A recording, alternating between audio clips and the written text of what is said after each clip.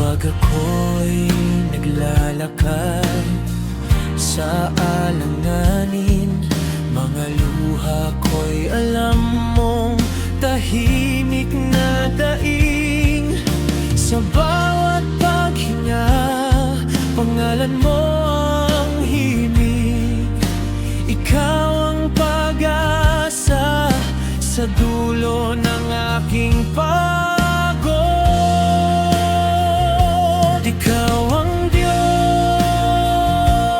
na kanlungan dito sa puso ko. Ikaw ang tahanan kahit ako'y manghina at magkulang.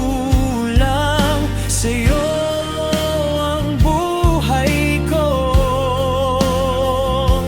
hawak mo magpakailan.